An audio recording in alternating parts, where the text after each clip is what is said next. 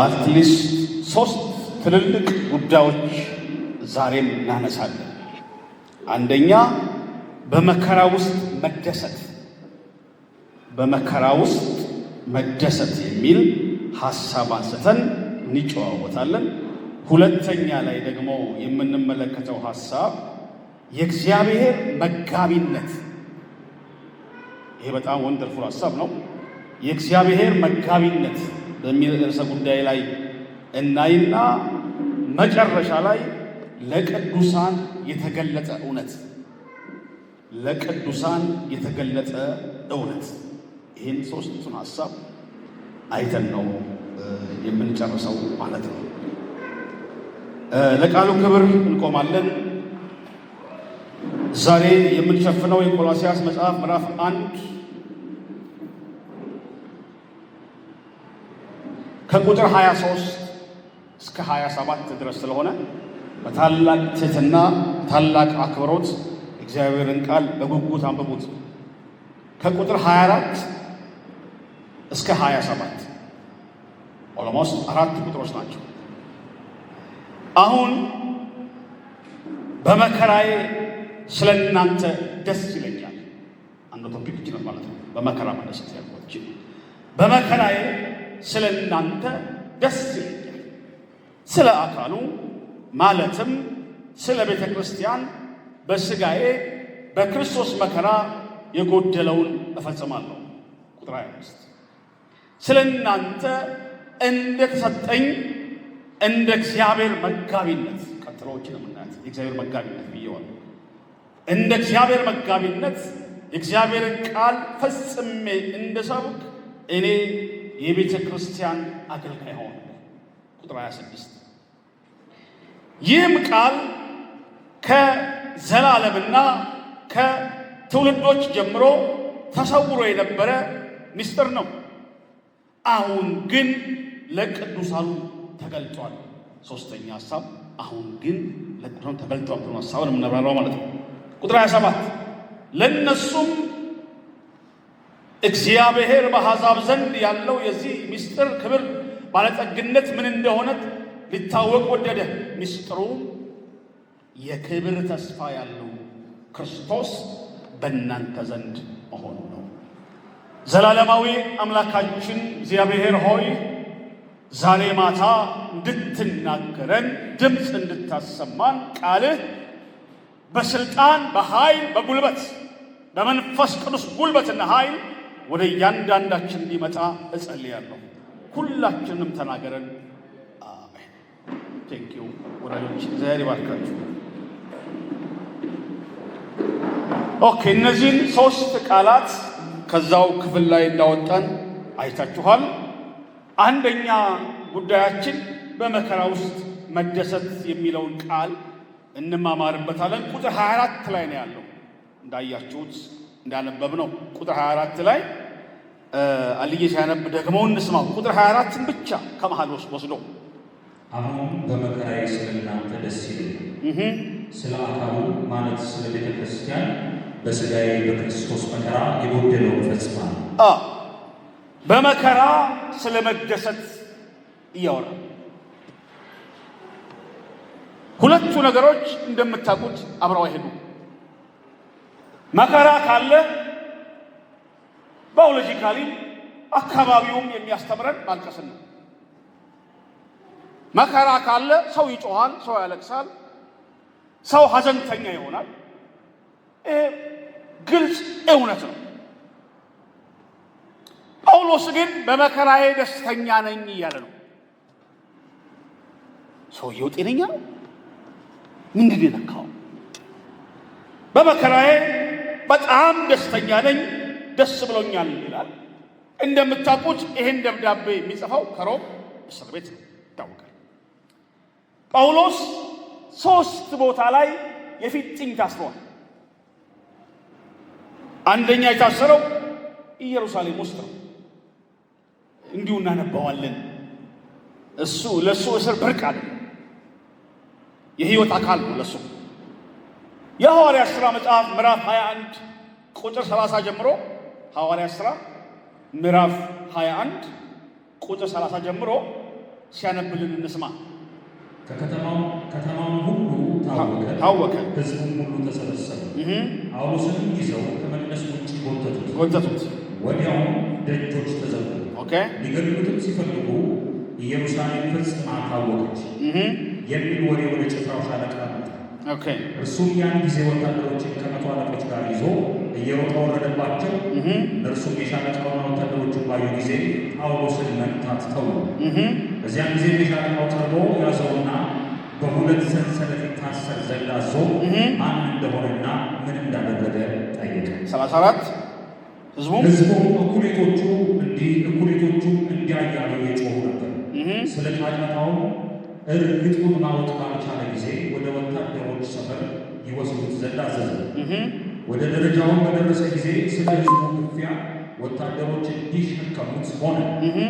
ብዙ ሕዝብን አስወግደው እያሉና የጮኹ ይከተሉት ነበርና። ይሄ የመጀመሪያው የጳውሎስ እስር ይባላል። ኢየሩሳሌም ውስጥ የገጠመው እስር ነው። ዘመዶች በሁለት ሰንሰለት ታስሮ እንደ ውሻ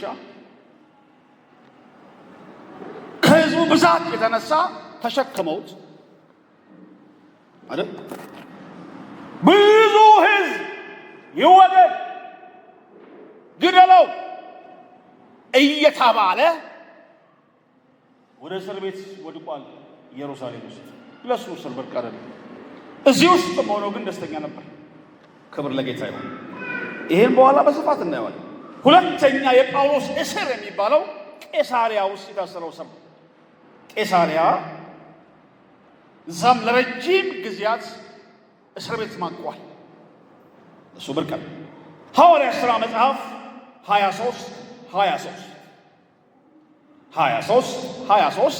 ቂሳሪያ እስር ቤት ውስጥ ከመቶ አለቆችም ሁለት ጠርቶ ቂሳሪያ ሊሄዱ ዘንድ 200 ወታደሮችንና 70 ፈረሰኞችን 200 ባለጦር መሳሪያዎችን ከሌሊቱ በ3ኛው ሰዓት አዘጋጁ አላቸው። ሌሊት 9 ሰዓት ላይ 200 የጦር ወታደር ከነሙሉ ታጅቦ እስረኛ ጳውሎስ ወደ ቂሳሪያ ይሄድ ነበር። ለሱ እስር የየቀን ህይወቱ ነው። ታስሯል እስር ቤት ቂሳሪያም። ይሄ ሁሉ ወታደር አጅቦት ወደ ቂሳሪያ እስር ቤት ተጥሎ 2-3 ዓመት እስር ቤት ማቋል። ዋው! ሶስተኛ የጳውሎስ እስር እንደምታውቁት ሮም ነው። ሮም ሐዋርያት ሥራ መጽሐፍ ምዕራፍ 28 ቁጥር 17 ሐዋርያት ሥራ መጽሐፍ 28-17 ላይ እስር ቤት ሰዎች ጥየቃ መጥተው ከነሱ ጋር ሲያወራ ታነባላችሁ። ከሶስት ቀን በኋላ ጳውሎስ የአይሁድን ታላላቆች ወደ እርሱ ጠራ። ምን አለ?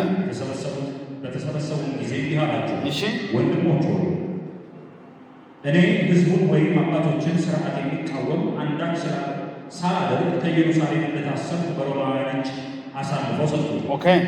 እነርሱም መርምረው ለሞት የሚገባ ምክንያት ስላልነበረብኝ ሊፈቱኝ አሰቡ። አይሁድ ግን በተቃወሙ ጊዜ ወደ ቂሳሪያ ሊግባኝ እንድል ግድ ሆነብኝ እንጂ ሕዝቡን የሚከስበት ነገር ኖሮኝ አይደለም። ስለዚህ ምክንያት አያችሁና ነግራችሁ ዘንድ ጠራኋችሁ። ስለ እስራኤልም ተስፋ ይህን ሰንሰለት ለብሻለሁ። ይህን ሰንሰለት የለበስኩት ስለ እስራኤል ተስፋ ነው። ኦኬ። በመከራ ውስጥ መደሰት ምንድን ነው? ይሄ ሰው ህይወቱ ስቃይ ውስጥ ነው ያሳለፈው፣ እስር ቤት ነው ያሳለፈው፣ ግን ደስተኛ ነኝ ይላል። ትንሽ መከራዎቹን ደግሞ እናብራራቸው፣ ትንሽ በተንተን እናርግ። የጳውሎስ መከራውን ዘርዝሮ ጽፎታል። ሁለተኛ ቆሮንቶስ ምዕራፍ 11 ላይ ትንሽ መግለጫ ስለ መከራዎቹ መግለጫ ሰጥቶናል። ምዕራፍ 11 ቁጥር 24 እና 25 አይሁድ አንድ ሲጎድል 40 ግርፋት 5 ጊዜ ገረፉ። 3 ጊዜ በበትር ተመታው። 1 ጊዜ በድንጋይ ተወገሩ። መርከቤ 3 ጊዜ ተሰበረ። ሌሊትና ቀን በባህር ውስጥ ኖርኩ። ብዙ ጊዜ በመንገድ ሄድኩ። በወንዝ በወገኖች ፍርሃት፣ በወገኔ በኩል ፍርሃት፣ በአሕዛብ በኩል ፍርሃት፣ በከተማ ፍርሃት፣ በምድረ በዳ ፍርሃት፣ በባህር ፍርሃት፣ በውሸተኞች ወንድሞች በኩል ፍርሃት ነበር። በድካምና በጥረት ብዙ ጊዜ በማጣት በራብና በጥም ብዙ ጊዜ በጦም በብርድና በራቁትነት ነበር። እንደዚህ አይነት አሰቃቂ መከራ ውስጥ የሚያልፍ ሰው እንዴት ደስተኛ ሊሆን ይችላል? አንድ ሲጎድል እየተገረፈ ይሄ ሁሉ ስቃዩን ፍዳውን እያየ እንዴት ነው ደስተኛ መሆን? እንዴት ነው መሳቅ የሚቻለው? እንዴት ነው ደስተኛ መሆን የሚቻለው? ምንድን ነው ምስጢሩ? ዛሬ በየቤተ እምነቱ ካያችሁ ሐዘንተኛ ሰው ይበዛል። በተለያየ አይነት ምክንያት ሐዘን ውስጥ ያሉ ሰዎች ይበዛሉ። እንደምታውቁት በጣም ትንሹ ነገር ለወራት ለዓመታት ውስጣችንን ስብር አድርጎ ሐዘንተኛ ያደርገዋል። በመከራ ውስጥ በመከራ ሰዓት መደሰት የሚቻልበትን 5 ወይም 4 ነገሮች ጠቆም አድርገን እንለፍ። ምንድን ነው ምክንያቱ? ደስ የሚለው ነገር አንደኛው መንፈስ ቅዱስ ነው። እስቲ አሜን በሉ። መንፈስ ቅዱስ የደስታ መንፈስ ነው። ያለ መንፈስ ቅዱስ ደስተኛ መሆን አይቻልም። መሳቅ አይቻልም። መንፈስ ቅዱስ የተነካካ ሰው ደስተኛ ነው። እስቲ አሜን በሉ። አሜን። ደስተኛ ነው። የእግዚአብሔር መንፈስ የነካው ሰው ደስተኛ ነው። ያስታውቃል። ደግሞ ፊቱ ሰውነቱን ሊያስታውቅ ሐዋርያት ሥራ መጽሐፍ 13:52 ይሄን ይናገራል። ምን አለ? ሐዋርያት ሥራ መጽሐፍ በደቀ መዛሙርቱም ደስታና መንፈስ ቅዱስ ሞላባቸው። ድገመው እባክህ። በደቀ መዛሙርቱም ደስታና መንፈስ ቅዱስ ሞላባቸው። አየህ፣ መንፈስ ቅዱስ ከችግሮቻችን በላይ ያስቀናል። ከገጠመን ችግር በላይ አጽናኛችን ብርቱ ነው። አሜን አሜን። ቤታችንን እያንኳኳ ካለ ችግር በላይ በእኛ መንፈስ ላይ የሚኖረው መንፈስ ቅዱስ ብርቱ ነው። የደስታ መንፈስ ቅዱስ አንደኛ ተሰሎንቄ ምዕራፍ 1:6 ጳውሎስ የተሰሎንቄ ሰዎችን የመከራቸውን ምክር ስሙት እስቲ።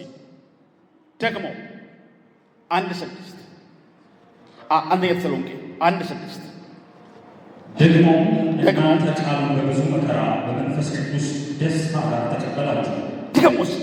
ደግሞ እናንተ ቃሉን በብዙ መከራ ከመንፈስ ቅዱስ ደስታ ጋር ተቀበላችሁ። ከመንፈስ ቅዱስ ደስታ ጋር ተቀበላችሁት። ዛሬ ይሄ ደስታ ያገኛችሁ ቃላት የማይገልጥ ንግግር የማይገልጥ ቆዳችሁ ላይ የሚታይ ፊታችሁ ላይ የሚታይ የእግዚአብሔር ደስታ ያገኛችሁ። ከሐዘን በላይ ያወጣል። ከችግር በላይ ያወጣል መንፈስ ቅዱስ። ሐዋርያት ሥራ መጽሐፍ ድጋሚ ምዕራፍ 5 ላይ በሐዋርያት ሕይወት ላይ የሆነውም ይሄ ነው። ምዕራፍ 5:41 እነሱ 5:41 እነርሱም ስለ ስሙ ይናቁ ዘንድ የተገባቸው ሆነው ስለተቆጠሩ ከሸንጎ ፊት ደስ እያላቸው ወጡ። ዋው! ከሸንጎ ፊት ደስ እያላቸው ተገርፈው ተሰድበው ከሸንጎ ሲወጡ ግን ደስ ብሏቸው ነበር። ከሸንጎ ሲወጡ የነበሩት እግዚአብሔር አምላክ ይባረክ። ስለዚህ በመከራ ውስጥ መደሰት የሚቻለው በእግዚአብሔር የመንፈስ ቅዱስ ጉልበት ብቻ ነው። አሜን። 2 በመከራ ውስጥ ደስተኛ መሆን የሚቻለው ዋጋን በማወቅ ነው። ዋጋ የደስታ ምንጭ ነው። እንደምታውቁት ሰው ዋጋውን ሲያቅ ከሐዘን ውስጥ ይወጣል፣ ደስተኛም ይሆናል። የማቴዎስ ወንጌል ምዕራፍ 5:12 ላይ ይሄን ይናገራል። ዋጋችሁ በሰማይ ታላቅ ነውና ደስ ይበላችሁ፣ ሐሴትም አድርጉ። ድገመው። ዋጋችሁ በሰማይ ታላቅ ነውና ደስ ይበላችሁ፣ ሐሴትም አድርጉ። ዋጋችሁ ነው የደስታችሁ ምንጭ። የማቴዎስ ወንጌል 5:12 ዋጋችሁ የደስታችሁ ምንጭ ነው። በሰማይ ዋጋ አለ፣ በሰማይ ዋጋ አላችሁ። አትዘኑ። ፕራክቲካሊ አትዘኑ። የሚያሳዝን ነገር እዚህ ምድር ላይ የለም አላልኩም። ብዙ ልብ የሚሰብር ነገር እዚህ ምድር ላይ አለ። ግን መንፈስ ቅዱስ ዋጋችን ከዚህ በላይ። አሜን አሜን። ሌላው መከራው ሊያጠፋን ሳይሆን ሊያበጀን የመጣው። አሜን አትሉኝም? መከራው የመጣው ሊሰራን ሊያበጀን እንጂ ሊያጠፋን አይደለም። ያዕቆብ ላይ ይሄን ባለፈው ተምረናል። ያዕቆብ 1:2 ላይ ያዕቆብ 1:2 ባለፈው የተማማረው ክፍል ወንድሞቼ ሆይ መፈተን ትዕግስትን እንዲያደርግላችሁ አውቃችሁ ልዩ ልዩ ፈተና ሲደርስባችሁ እንደ ሙሉ ደስታ ቁጠሩት። ጌታ ኢየሱስ ለዘላለም ስሙ ይባረክ። ስለዚህ ሊያበጀን የመጣ ነው፣ ሊሰራን የመጣ ነው። ወደ ብስለት፣ ወደ ፍጽምና፣ ወደ ትዕግስት እኛ ሊያበጅ የመጣ ስለሆነ መከራ ውስጥ እንኳን ብንገባም ደስተኞች መሆን ይቻላል ማለት ነው። አሜን በሉ። ኦኬ። መናፍስት ሰዎች በሐዘን እንዲቆራመዱ ይፈልጋሉ አይደል? ታውቃላችሁ። የሐዘን መንፈስ አለ ወይስ የለም? የሐዘን መንፈስ አለ። ምንም ሳትሆን አልቅስ ይላል። ምንም ሳትሆን እሱ የሐዘን መንፈስ ይባላል። ምንም ሳትገጥም ምንም ሳትሆን እንዲሁም ባምባ አልቅስ መንፈስ ማለት እሱ የሐዘን መንፈስ ይባላል። ይሄ መንፈስ የተመታ ነው። የሐዘን መንፈስ አጋንንት ሰዎችን ይጫናል። በሐዘን መንፈስ ለምን ስትሉኝ እግዚአብሔር ቤት ውስጥ እንዳይዘምሩ እንዳያመልኩ ዲፐርሽን ይላል። የሐዘን መንፈስ ራሱ ዲፐርሽን ነው። ሐዘንተኛ ያደርጋል። ይሄ መንፈስ የተገለበጠ ይሁን። ጮክ ብላችሁ አሜን በሉ። አሜን። ደስተኛ ሰው እና ሐዘንተኛ ሰው ፊቱን አይታችሁ ታውቁታላችሁ። ትክክል ላይ የተለያየ መከራ ቢያጋጥማችሁ ግን የሚጸልይ ሰው ከእግዚአብሔር ጋር የሚውል ሰው አይደል? የሚነካካ ሰው መንፈስ ቅዱስ ደስተኛ ሲያደርገው ቅንድቡ ሳይቀር ያወራል፣ ፊቱ ሁሉ ያወራል። የደስታ ፊት አለ፣ የሐዘን ፊትም አለ። ሰው ዝም ብሎ አይቷችሁ ምን ሆንሽ ይሄን ፊት ሰው አይቶ ዛሬ ምን አግኝተሃል ይሏቸዋል። የደስታ ዘይት ያገኘን። አሜን። ነህምያ 2:2 እንደ ምሳሌ እናምጣው። ነህምያ የከሰማው ነገር የተነሳ ልቡ ሰበር ብሎ ነበር እና ሐዘንተኛ ሆኖ ነበር። ቤተ መንግስት ነው ያለው፣ እዛ ነው የሚያገለግለው፣ ግን ውስጡ በሐዘን ተመትቶበት ነበር። የነህምያ መጽሐፍ ምዕራፍ 2:2 ምን ይላል? 2:2 እሺ፣ ነህምያ መጽሐፍ ምዕራፍ 2:2 ምን ይላል? ንጉሡም ሳትታመም ይለዋል፣ ፊትህ ለምን አዘነ? ይህ የልብ ሐዘን ነው እንጂ ሌላ ነገር አይደለም አለኝ። እጅግም ብዙ አድርጌ ፈራሁ። አይቶ አነበበው። የሐዘን መንፈስ የተገለበጠ ይሁን። ጮክ አሜን በሉ። አሜን አሜን። እኔ የምፈልገው እግዚአብሔር ቤት ውስጥ ደስተኛ ሆናችሁ፣ ቤተ ክርስቲያን ውስጥ፣ ቤታችሁ ውስጥ፣ ስራ ቦታ ጠላት ይናደድ በደስታችሁ ብቻ ሲጮሁን አሜን በሉ። አሜን። ግን እኮ ቤት ችግር አለ፣ ግን ስራ ቦታ ችግር አለ። አይ ነው ግን የሆነ ከባድ ነገር አለ ቤታችሁ ውስጥ የሆነ ከባድ ችግር አለ። አይ ነው ግን ችግሩ እያለ ከችግሩ በላይ የሚያወጣ ዘይት ያገኛችሁ እሱን ያወራሁት። ይሄ ደግሞ 24 ሰዓት ያቺ ሴትዮ ሰላም ነው ትላለች። ቤት እኮ ምን አለ? አስክሬን አለ። ቁጭ ያርጋል። ያውም የአንድ ልጇ ደህና ነሽ? ሰላም ነን፣ ሰላም ነኝ ትላለች። ቤት አስክሬን አለ። የሞተ ነገር አለ። ልጇ ሞቷል። የደስታ ዘይት ያገኛችሁ ልጆችነት ልባርካችሁ። በዚህ መንፈስ የደስታ ዘይት ላያችሁ ላይ ይፍሰስ። የሚጋባ ሰላም ይብዛባችሁ። ስጡና አሜን አሜን አሜን አሜን። ዋው! ወደ ጳውሎስ መለስ ነበር። ምንድን ነው ያለው? 24 ድገማት። እሷን ይዤ ነው የወጣሁት። ወደ ተነሳው መለስ 1:24 ቆላ ስልክ ዘጋብህ። 1:24 እንዲህ ይላል፣ አሁን በመከራዬ ስለ እናንተ ደስ ይለኛል። ስለ አካሉ ማለት ስለ ቤተ ክርስቲያን በሥጋዬ በክርስቶስ መከራ የጎደለውን እፈጽማለሁ። የክርስቶስ መከራ ምንም አልጎደለው። ጳውሎስ መከራ ሲቀበል ግን ክርስቶስም ከእሱ ጋር መከራ ይቀበላል። ምክንያቱም አንተ የምታሳድደው ማን ነው አለው? ኢየሱስ ነው። እኔን መንካት እሱ መንካት ስለሆነ ብቻ እንጂ ክርስቶስ ኢየሱስ መከራው በቂና ፍጹም ነው። እግዚአብሔር አምላክ ይባረክ። የእግዚአብሔር መጋቢነት ክፍል 2 ይሄ በጣም የሚያስገርም እውነት ነው። ጎሽ እግዚአብሔር ይባርካችሁ። እግዚአብሔር ብዙ ነገር ነው የሚመክረን የሚያስተምረን ብዬ ተስፋ አደርጋለሁ። ኦኬ ቁጥር 25 ብቻ ስለ እናንተ እንደተሰጠኝ እንደ እግዚአብሔር መጋቢነት የእግዚአብሔር መጋቢነት። ጥያቄ መጋቢ ማለት ምን ማለት ነው? መጋቢ ማለት ምን ማለት ነው? ቺን ጻፏት። መጋቢ ማለት ትርጉሙ ጻፉ። መጋቢ ማለት የሌላውን ሰው ሀብት የሚያስተዳድር ማለት ነው። መጋቢ ማለት የሌላውን ሰው ሀብት፣ ግልጽ ነው። የሌላውን ሰው ሀብት የሚያስተዳድር ማለት ነው። የሌላውን ሰው ሀብት የሚያስተዳድር አይባልም መጋቢ። ፍጹም ከለምበሩ የተለየ እንዳይሆንባችሁ። መጋቢ ማለት የሌላውን ሰው ሀብት የሚያስተዳድር ማለት ነው። 1 3 ወይ 4 ምሳሌ ያቀርባለሁ ለዚህ ትርጉሜ። እግዚአብሔር አምላክ ይባረክ። አብርሃም እቤቱ መጋቢ ያለው ወይም ፓስተር በእኛ ዘመን ቋንቋ በእንግሊዝኛው አብርሃም እቤቱ ፓስተር ያለው መጋቢ ያለው። እንደምታውቁት አብርሃም ቱጃር ባለጠጋ ሰው ነው። ትክክለኛ እራሱ ባሪያዎቹ ራሱ ጦርነት ሲሄዱ 318 ነበሩ። ብዙ የባሪያ ልጆች የባሪያ ምናምን ሲቆጠሩ ከ1000 ይበልጣሉ።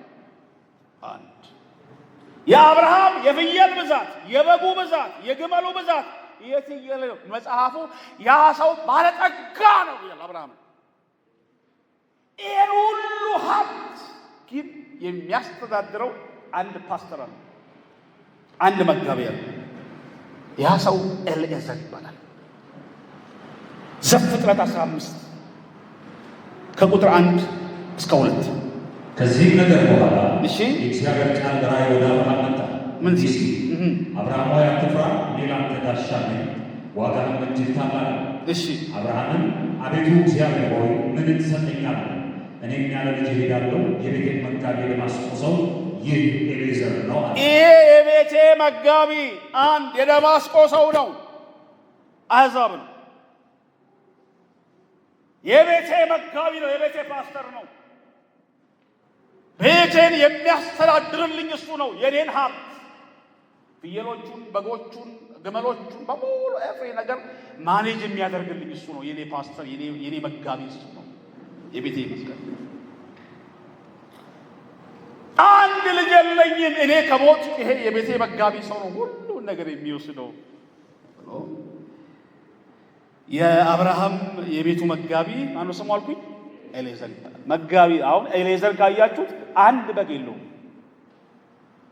አንድ በግ የለውም። የራሱ አይደለም። ብዙ ሰዎችን ቢያስተዳድርም የራሱ አይደለም። አንድ ነገር የሱ የለም። ሁሉም የጌታው ነው። ጌታው ደግሞ ማን ነው? አብርሃም ነው። የአብርሃም ሀብት የአብርሃም ንብረት ነው። ፍየሉ፣ በጉ፣ ግመሉ። እሱ ግን እነዛን በጎችና ፍየሎች የሚጠብቅ መጋቢ ነው። እግዚአብሔር አምላክ ይባላል። ከዛ ወደኛ መጣሉ ቀስ ብዬ ታማኝ ያልሆነ መጋቢ ደግሞ ላሳያችሁ። ሉቃስ 16 አዲስ ኪዳን ደግሞ ነው። ሉቃስ 16 ቁጥር 1 እና 2 ታማኝ ያልሆነ ደግሞ መጋቢ እንመልከት። ደግሞ ለደቀ መዛሙርቱ እንዲህ አለ። እሺ መጋቢ የነበረው አንድ ባለጠጋ ማን ነበረው? ምን የነበረው? መጋቢ የነበረው አንድ ባለጠጋ ሰው። እሺ በእርሱም ዘንድ ይህ ሰው ያለንን ይበትናል ከሰሱት። ጠርቶም ይህ የምሰማህ ምንድን ነው? ወደፊት ለእኔ መጋቢ ልትሆን አትችልምና የመጋቢነትን ሂሳብ አስረክበኝ። ታማኝ ያልሆነ መጋቢ። ክርስቶስ ይህን ምሳሌ ተናገረ ለደቀ መዛሙርቱ እንዲህ አለ። መጋቢ የነበረው አንድ ባለጠጋ ሰው ነበረ። ሰውየው ባለጠጋ ነው፣ ግን መጋቢ ያለው። ይሄ መጋቢ ግን ምን እያደረገ ነው? እያባከነና ሀብቱን ንብረቱን እየበተነበት ነው። ይሄን ክስ ሰማና ጌታው መጣ። ሂሳብ እናድርግ፣ ቼክ ማድረግ አለብኝ፣ ንብረቴን ቼክ ማድረግ አለብኝ። ወታይ ዝቅ ስትሉ ሰውየው በቃ እንግዲህ በቃ ችግር መጣብኝ ብሎ ዕዳ ሰረሳ ሁሉ ገባ። ስንት ያለብህ? 100 ኩንታል በቃ 80 በዛ በጥሩ ይባሰ ማለት ነው። ኦኬ እንዲህ አይነት። ስለዚህ መጋቢ ማለት የሌላውን ሰው ሀብትና ንብረት የሚያስተዳድር ማለት ነው። ከዛ ከኛ ጋር አገናኛለሁ። ሶስተኛ ታማኝ መጋቢ ደግሞ ላሳያችሁ። በጣም ፌስ የሆነ ታማኝ ደግሞ ላሳያችሁ። ሉቃስ 12:42 ሉቃስ 12:42 ጌታ ማለት እሺ እንኪያስ ምግባቸውን በጊዜ የሰጣቸው ዘንድ ጌታው በቤተሰቦቹ ላይ የሚሾመው ታማኝና ለባም መጋቢ ማን ነው? ቀጥል። እሺ ጌታው መጥቶ እንዲህ ሲያደርግ የሚያገኘው ያ ባሪያ ብዙ ነው። ዋው! እውነት እላችኋለሁ ባለው ሁሉ ላይ ይሾመዋል። ዋው! ያ ባሪያ ግን ጌታዬ እስኪመጣ ይዘገያል ብሎ በልቡ ቢያስብ ሎሌዎችንና ገረዶችን ሊመታ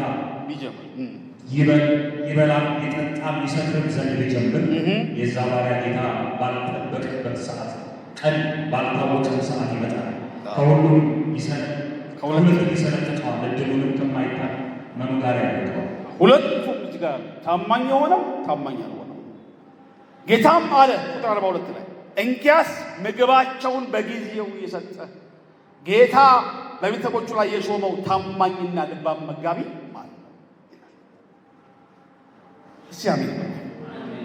እሺ ሁላችሁ መጋቢዎች ናችሁ። ለኛ እናዳብያ ከእግዚአብሔር ዘንድ የተቀበልነው ነገር እኛ እያለ የኛ ያልሆነ ሀብት ሱና ወራው እግዚአብሔር የሰጠሽ ያንቺ ያልሆነ ነገር ከቤት ብንጀምር ልጆቻችሁ የእናንተ አይደሉም። እግዚአብሔር ለእናንተ የሰጣችሁ ነው። እናንተ ባላደራ ናችሁ ወይ መጋቢ። ትክክል ነኝ? ልጆቻችሁን በአደራ ተቀበላችሁ እንጂ ባለ ንብረት አይደላችሁ። ከእግዚአብሔር ጋር የምንጣላው ኦነር መሆን ሲያምረን ነው፣ ባለቤት መሆን ሲያምረን። የለበሳችሁት ይሄ ስጋ የእናንተ አይደለም፣ የጌታ ነው። ስጋው የለበስነው ስጋ ይሄ ቦዲያችን የጌታ እንጂ የኛ አይደለም፣ የመንፈስ ቅዱስ ቤተ መቅደስ ነው። ልቀጥል። የተቀበልናቸው ጸጋዎች፣ ግሬሶች፣ የስብከት፣ የማስተማር፣ የመዘመር፣ የመጸለይ ምናምን የማድረግ፣ የመጎብኘት፣ የመስጠት ፋቴቨር ሁሉም ጸጋ የተቀበልነው ከሱ እጅ ነው፣ ለኛ አይደለም። ይሄንን ነገር በስርዓት አለማስተዳደር ያስጠይቃል። ባላደራዎች ነን እኛ። አሜን። ጸጋው አንተ አይደለም፣ ልትጓራበት አትችልም ማለት አይደል? ጸጋው የኔ አይደለም፣ ልጓራበት አልችልም። የተቀበልኩት ነው ከብርሃናት አባት። አሜን። መጋቢዎች ነን ተቀብለን የምናገለግል። ለዚህ ነው ደጋግሜ እንደነገርኳችሁ በተለይ ቤተ ክርስቲያን የግለሰብ አይደለችም ምንለው። መጋቢዎችም ሆኑ አገልጋዮች አደራ ተቀብለው የሚያገለግሉት ነው እንጂ ቤተ ክርስቲያን የግለሰብ አንጡራ ሀብት አይደለችም። እስቲ አሜን በሉ። ኦኬ። ስለዚህ ሁላችን መጋቢዎች ነን። እኛ እጅ ያለውን ነገር በስርዓት እናገለግልበት ያስፈልጋል። ጸጋ ያስጠይቃል። እግዚአብሔር አምላክ ይባረክ። ቁጥር 25 ድገመኝ። 1:25 ቆላስይስ እዛው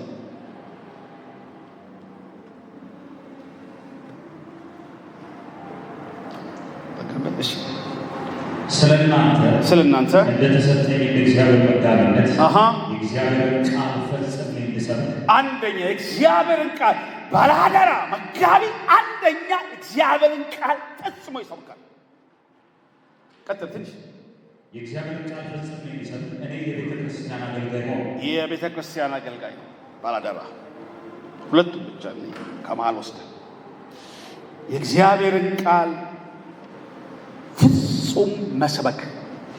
የማንን ቃል ሲያብረን በሉት እግዚአብሔርን ቃል ፍጹም መስበክ በሉ ድገሙት ግድ የለም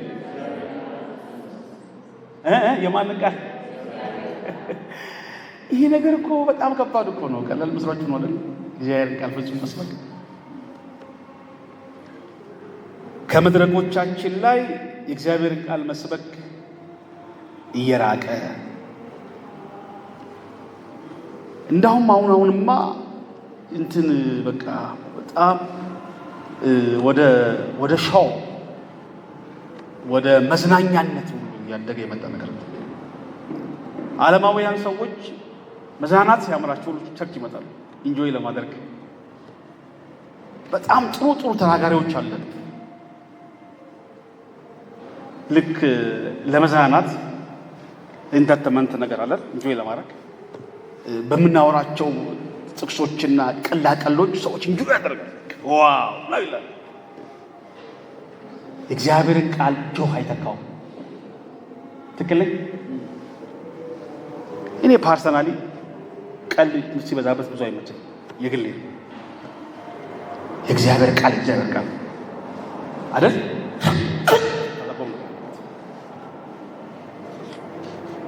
ብዙ ሰዎች የሚያስቃቸውን ሰው ይወዳሉ። እግዚአብሔርን ቃል ፈልገውት ሳይሆን አንዳንድ ጊዜ ደግሞ አንዳንድ ሰዎች ምር ይባላል በዓለማዊ አባባል ይሄ አነቃቂ ይባላል አይደል? አነቃቂ ሰዎች አሉ። ተናግረው ሰውን ሞቲቬት የሚያደርጉ ሰዎች አሉ። ያም ብቻ አይደለም፣ የእግዚአብሔር ቃል ሙሉ መሰበክ ሲአሜን ነው። ፍጹም የእግዚአብሔር ቃል መታወቅ ምን ነገር አለ? የእግዚአብሔር ቃል ካልሰማት አንለወጥም። ቢያስለቅሰንም ቢያስጮኸንም ባይመቸንም ቅፍፍ ቢለንም ጸጉራችን ቢቆምም የእግዚአብሔር ቃል ይሻለናል። አሜን አሜን። ጳውሎስ እንዲህ ያለው ጢሞቴዎስን ቃሉን ስበክ። አመውስ ጢሞቴዎስ ሁለተኛ 2:2 ነው 4:2 ቃሉን ስበክ ጊዜውን ማለት ጊዜውን ጽና ቃሉን ስበከው። ቃሉን ስበክ። የራስህን ታሪክ ተው፣ ቃሉን ስበክ። ገድልህን ተው፣ ቃሉን ስበክ። የእግዚአብሔርን ቃል ስበክ። ዝናህን ተው፣ ታሪክህን ተው፣ ስምህን ተው፣ ቃሉን ስበክ። የእግዚአብሔር ቃል መፍትሄ ነው። አሜን አሜን። ቃል ወር የእግዚአብሔር ቃል እንፈልጋለን። ፓኬጅ የሆነ ነፃ የሚያወጣን አረ ዲሊቨር የሚያደርግ የእግዚአብሔር ቃል ይምጣላችሁ። ግድ ነው። ማርቆስ 16:20 ላይ ደቀ መዛሙርቱ ቃሉን ሲሰብኩ እግዚአብሔር የሚያደርገው ነው። እስቲ ማርቆስ 16:20 እነርሱም ወጥተው በየስፍራው ሁሉ ሰበኩ። ኦኬ ጌታም ከእነርሱ ጋር ይሠራ ነበር። ያስ የእግዚአብሔር ቃል ሳወራ ጌታ አብሮኝ ይሰራል።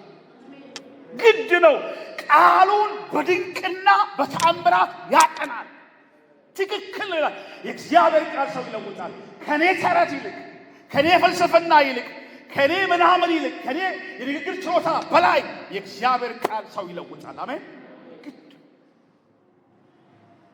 ይሄ በጣም እና ባደራ ሰው የእግዚአብሔር ቃል ፍጹም ይሰጣል። ሙሉን ባይብል 66 ከጥግ እስከ ጥግ ወጥ አድርገን እግዚአብሔር ቃል እንማረው ያስፈልጋል። የቤተ ክርስቲያን አገልጋይ ሆንኩ ያለ ጳውሎስ የቤተ ክርስቲያን ጌታ ሳይሆን ባሪያ። እኔም እናንተም የቸርች ባሮች ነው። ጌታው አንዱ ብቻ ነው። ጌታው ክርስቶስ ነው። ልፍጠን 5 ደቂቃ ስለቀረኝ ልሩጥ። ሶስተኛ ለቅዱሳን የተገለጠ እውነት። ዋው አማዚንግ! ይሄ ገራሚ እውነት ነው። 26 እና 27 ላይ እስቲ ተመልከቱ። ቆላስያስ የመጨረሻ ነጥብ እሱ ነው። ከ26 እስከ 27 ይህን ቃል ከዘላለምና ከትውልዶች ጀምሮ ተሰውሮ የነበረ ሚስጥር አሁን ግን ለቅዱሳን ተገልጧል። እሺ ለእነርሱ የእግዚአብሔር በአሕዛብ ዘንድ ያለው የዚህ ሚስጥር ክብር ባለጠግነት ምን እንደሆነ ሊያስታውቅ ወደደ። ሚስጥሩም የክብር ተስፋ ያለው ክርስቶስ በእናንተ ዘንድ መሆኑ ነው። እግዚአብሔር ይባረክ። አሜን። አንደኛ ይሄ ሚስጥር ለምን ያህል ዘመን ነበር ሚስጥር የሆነው? ቁጥር 27 ይህም ቃል ከዘላለምና ከትውልዶች ጀምሮ ተሰውሮ የነበረ ነው። ላለፉት ረጅም ዓመታት ተሰውሮ ነው። ይህንን ምስጢር በብሉይ ኪዳን ያገለገሉ የነበሩት አባቶቻችሁ በሙሉ አያውቁትም። ምስጢር ከመጀመሪያው ሰው ከአዳም ጀምራችሁ እስከ ሚልክያስ ድረስ የቆዩ አባቶቻችን አያውቁትም። የረጅም ዓመት ምስጢር ነው። እግዚአብሔር ልብ ውስጥ ብቻ የነበረ ምስጢር ነው። አንድ ይሄ ይገርማል። ለማ ተገለጠ? ለቅዱሳን፣ ለኛ ማለት ነው።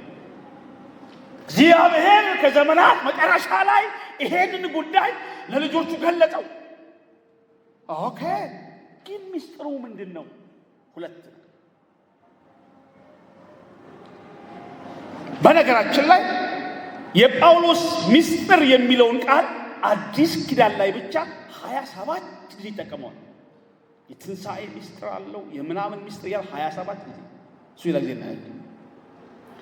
ዋናው ሚስጥር የምታገኙት ኤፌሶን 3 ቁጥር 2 እንመልከተው። የሚስጥሮቹ ዋና ሐሳብ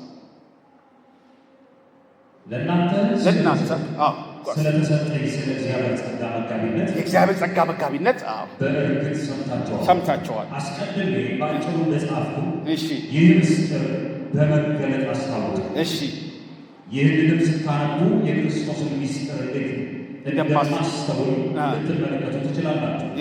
ይህም በአሕዛብ አብረው እንዲወርሱ አንድ አካልም አብረው እንዲሆኑ በወንጌልም መስመር በክርስቶስ ኢየሱስ በሆነው የተስፋ ቃል አብረው እንዲካፈሉ ለቅዱሳን ሐዋርያትና ለነቢያት በመንፈስ አሁን እንደተገለጠ በሌሎቹ ትውልዶች ዘንድ ለሰው ልጆች አልታወቀም። አሕዛብና አይሁድ ግልጽ ነው።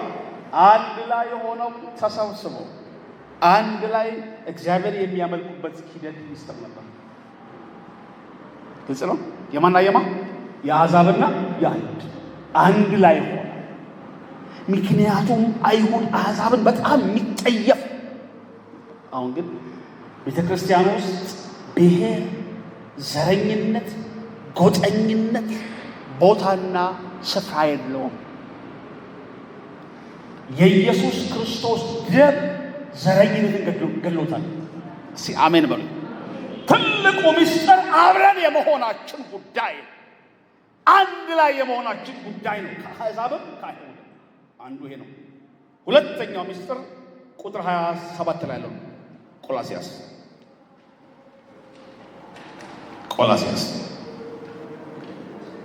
ጠፋ።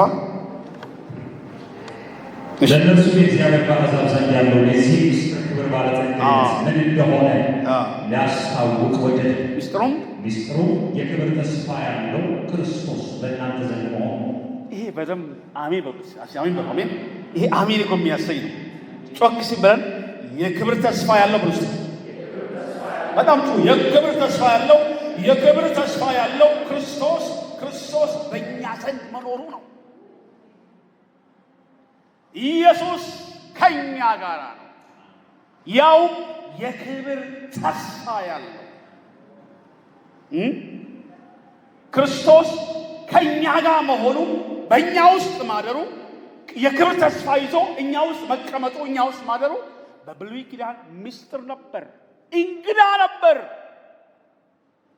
አማኑኤል እግዚአብሔር ከኛ ጋር ዋው ሲጮህና አሜን በሉ። አሜን አሜን አሜን።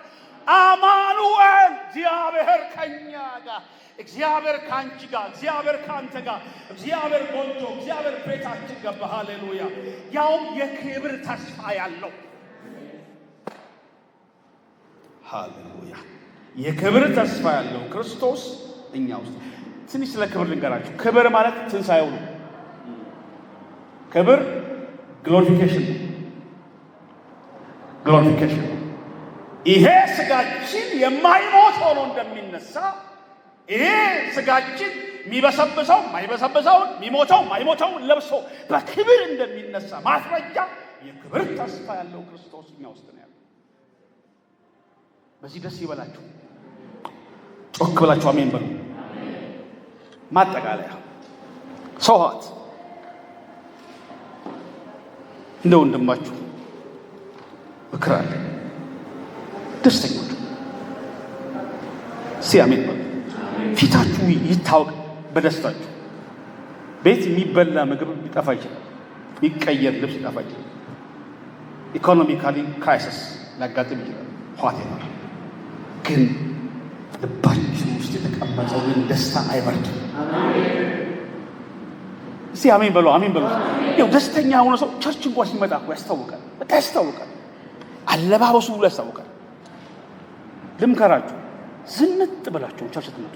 ዝንጥ አሜን በሉኛ። የልብ ደስታ ነው። የልብ ደስታ በጨርቅ ይታወቃል። ሰው ዘመድ ሲሞትበት ያው የኛ ሀገር ካች ተቀበለ ጥቁር ሰው አይደል? ጥቁር ልብስ እንደገላ ጥቁር ልብስ ለብሶ ባህሉ ስለሆነ ነው። ልብስ ለብሶ እሷ ዝምራ የለበሰች እንደዚህ አድርጎ ሰው ሀዘንተኛ አለ። እኔ በግሌሱ ብዙ አልደግፍም። ባልብሱ ደስ ይለኛል። በልብሱ ብቅራ ይለኛል። ግን እንትኑ ጥሩ አይደለም። እንትኑ ሲምቦሉ ይሁ በቃ ሀዘንተኛ ነኝ እንትን መታወቂያ ይመስለኛል። እንደው ሁሉ ሰው ያቆማችሁ ምን ሆናችሁ ምን ነው የሚል ሀዘን ዋታባ ያጋጥመን ማይቀሰቅስ ደስታ አለ። ያ መዝሙር ምን ነበር ይሁ የሚለው?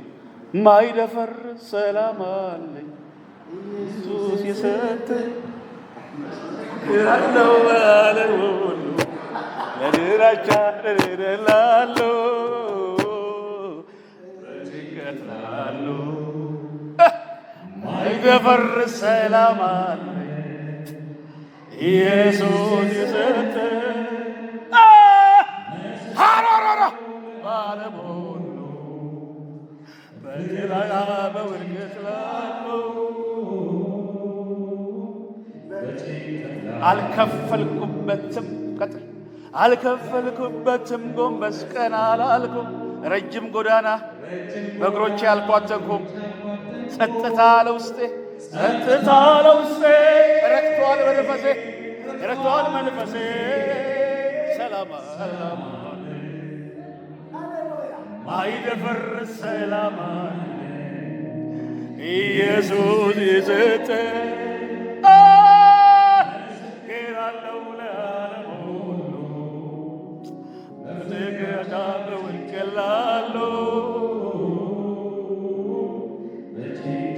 አልከፈልኩበትም አልከፈልኩበትም ጎንበስ ቀና ረጅም ጎዳና በእግሮቼ አልኳተንኩም። ጸጥታ ለውስጤ